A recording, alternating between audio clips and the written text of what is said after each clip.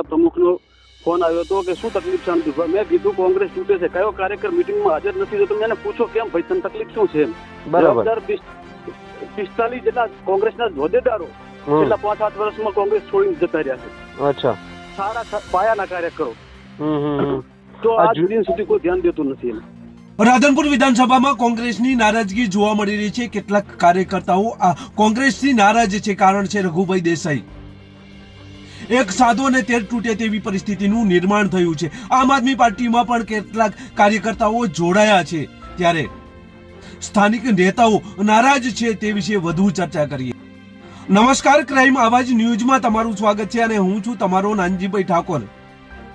એક સાધે અને તેર તૂટે તેવી પરિસ્થિતિનું નિર્માણ રાધનપુર વિધાનસભાના કોંગ્રેસ કાર્યકર્તાઓમાં જોવા મળી રહ્યું છે.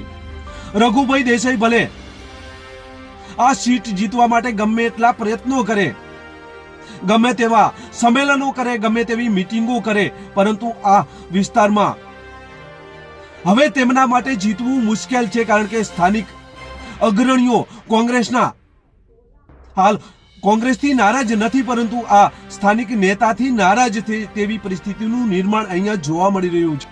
ગયા ટર્મમાં પણ કોંગ્રેસી નેતા નારાજ હતા એટલે રઘુભાઈ દેસાઈ હાર્યા હતા. ગયા ટર્મમાં એક તરફ કોંગ્રેસમાંથી રઘુભાઈ તો બીજી તરફ ભાજપમાંથી લવિંગજી ઠાકોર હતા અને જેમાં કોંગ્રેસના કેટલાક અગ્રણીઓ, કોંગ્રેસના કેટલાક નેતાઓ રઘુભાઈ દેસાઈથી નારાજ હોવાના કારણે જ રઘુભાઈ દેસાઈ હાર્યા હોય તેવી પરિસ્થિતિનું નિર્માણ થયું હતું. ત્યારે ફરી આવી જ રીતે આવતી વિધાનસભાની ચૂંટણીમાં નિર્માણ થાય તો પણ ના નહીં. કારણ કે સ્થાનિક જે લોકો છે, સ્થાનિક અગ્રણીઓ છે, સ્થાનિક કાર્યકર્તાઓ છે, એમાં નારાજગી જોવા મળી રહી છે. ત્યારે સાતલપુર તાલુકાના એક કાર્યકર્તા અગ્રણી પણ હાલ નારાજ જોવા મળી રહ્યા છે. ત્યારે અણદુભા આ નારાજગીને લઈને શું કહી રહ્યા છે તેમને સાંભળીએ, ત્યારબાદ વધુ ચર્ચા કરીએ. કોંગ્રેસમાં તાલુકા પંચાયતના પૂર્વ ઉપપ્રમુખ છું, સાતલપુર તાલુકા પંચાયતના અણદુભા જાડેજા મારું નામ છે. બરાબર. અને છેલ્લા 20 વર્ષથી કોંગ્રેસ સાથે જોડાયેલો છું. બરાબર. કોંગ્રેસનો મતદાર પણ રહ્યો છું, કાર્યકર પણ સક્રિય કાર્યકર છું. અચ્છા, તો હમણાં જે સંગઠનની મિટિંગ હતી અહીંયા કોંગ્રેસની જ્ઞાનીબેન આવ્યા હતા, રઘુભાઈ આવ્યા હતા, એ મિટિંગમાં તમે હાજર? હા, હું હાજર હતો એ ટાઈમે. અચ્છા, તો એમાં કેટલાક કાર્યકર્તાઓ જે છે કોંગ્રેસના એ જોવા નતા મળ્યા. જગદીશભાઈ મફાભાઈ છે, બીજા ભચાભાઈ છે, એ હતા? ઘણા બધા કોંગ્રેસના કાર્યકરો ઘણા ટાઈમથી કોંગ્રેસ સાથે સક્રિય છે, પણ કોઈ પણ કારણસર મિટિંગમાં હાજર રહેલ નથી હોતા. શું કારણ શું હોઈ શકે મુખ્ય? હવે કારણો તો કોંગ્રેસની એક તો જે સ્થાનિક આગેવાની છે એમની, અમારી બહારની આગેવાની જે કરે છે રઘુભાઈ, ખાસ કરી રઘુભાઈનો જ પ્રશ્ન છે. અચ્છા, એટલે બહારના ઉમેદવાર છે એટલે નારાજગી છે એવું કહેવા માંગુ છું? હા, એ પણ છે. અને રઘુભાઈ પૂર્વ ધારાસભ્ય છે આપણા વિસ્તારના, અને એમને વિસ્તારના લોકોએ ખૂબ મત આપી અને જંગી બહુમતીથી એક વખત જીતાડ્યા પણ છે.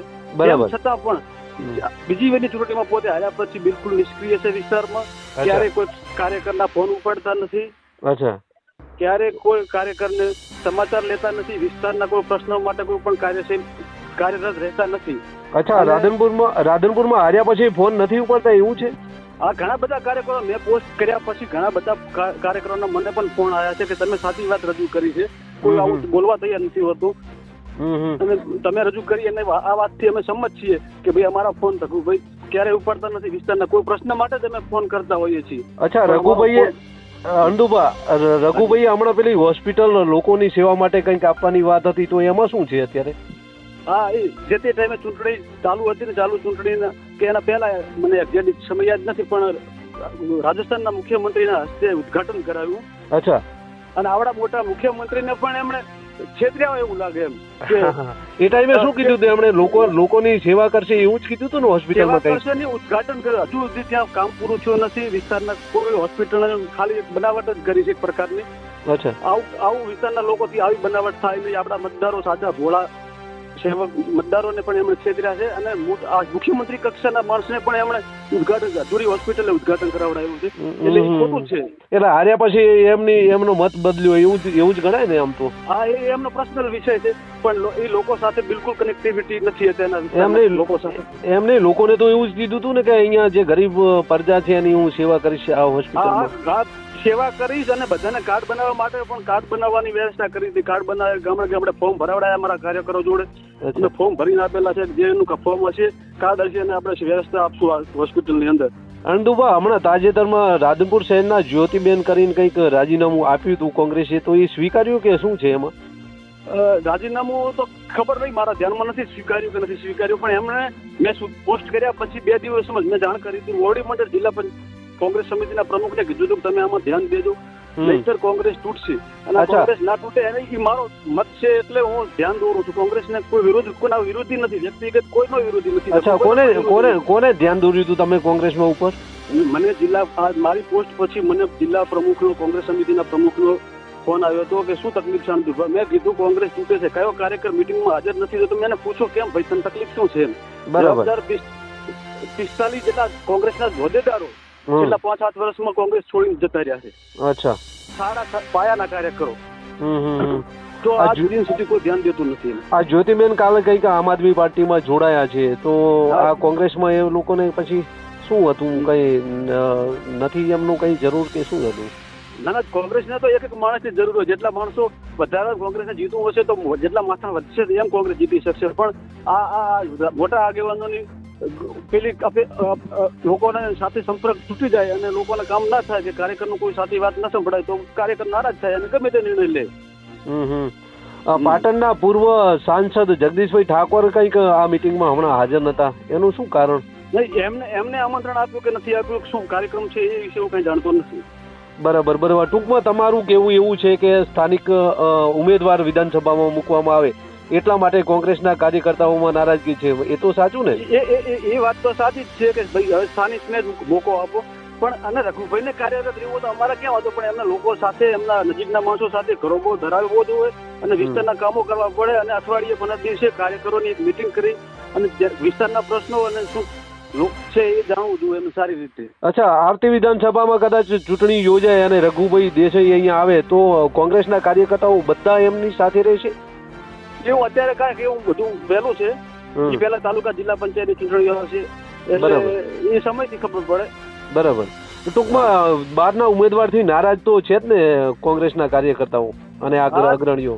કાર્યકર્તાઓ નારાજ હોય અને બહારના ઉમેદવારથી નારાજ તેના કરતા અત્યારે બિલકુલ કોન્ટેક્ટ નથી એમનું. કોઈના ફોન ના ઉપાડવા, વિસ્તારના કામ ના કરવા, એ મુખ્ય મુદ્દો. નહીતર વિસ્તારે તો બહારના ઉમેદવારને સ્વીકાર્યા જ છે ને, ઢગલો વોટ આપ્યા છે. ઓકે, ધન્યવાદ. અલ્પેશ ઠાકોર જેવા મજબૂત નેતા સામે એમને જીતાડ્યા છે. હા, જીતાડ્યા છે. ઓકે અનંતુભા, ધન્યવાદ. અનંતુભા જાડેજા જજામના વતની છે અને વર્ષોથી કોંગ્રેસ સાથે જોડાયેલા છે. તેમનું કહેવું છે કે રઘુભાઈ દેસાઈની નારાજગી અહીંયા સ્થાનિક લોકોમાં છે. રઘુભાઈ દેસાઈએ હોસ્પિટલનું ઉદ્ઘાટન કર્યું છે, પરંતુ અત્યાર સુધી આ હોસ્પિટલ શરૂ કરવામાં આવી નથી અને લોકોને લાભ પણ મળ્યો નથી. એટલે એમના વચનનું ખોટું અહીંયા પ્રવચન આપ્યું હતું અને ઉદ્ઘાટન પણ રાજસ્થાનના એક નેતાથી કરાવ્યું હતું. આવું એમણે કહ્યું છે. ત્યારે સ્થાનિક લોકો કોંગ્રેસથી નારાજ છે. ભલે રઘુભાઈ દેસાઈ અહીંયા ગમે તેવા ઉદ્ઘાટનો કરે, કોંગ્રેસને મજબૂત બનાવવાના પ્રયત્નો કરે, પરંતુ આ મજબૂત મને તેવું લાગતું નથી. કારણ કે સ્થાનિક કાર્યકર્તાઓ હાલ તો નારાજ જોવા મળી રહ્યા છે. ત્યારે આવતી વિધાનસભામાં કોંગ્રેસ પાર્ટી જો રઘુભાઈ દેસાઈને ટિકિટ આપે તો કદાચ અહીંયા જીતવાના ચાન્સ ઓછા જોવા મળી રહ્યા છે. કારણ કે સ્થાનિક નારાજગી વધુ પ્રમાણમાં અહીંયા જોવા મળી રહી છે. ત્યારે રાધનપુર વિધાનસભામાં સ્થાનિક કોંગ્રેસના કાર્યકર્તાઓ અને અગ્રણીઓમાં રઘુભાઈ વિરુદ્ધનો રોષ જોવા મળી રહ્યો છે અને આ રોષ ઠાલવતા પણ જોવા મળી રહ્યા છે. જો રઘુભાઈ દેસાઈને અહીંયા કોંગ્રેસ ટિકિટ આપે છે તો રઘુભાઈ દેસાઈ અહીંયા જીતવું તેમના માટે મહા મુસીબત છે.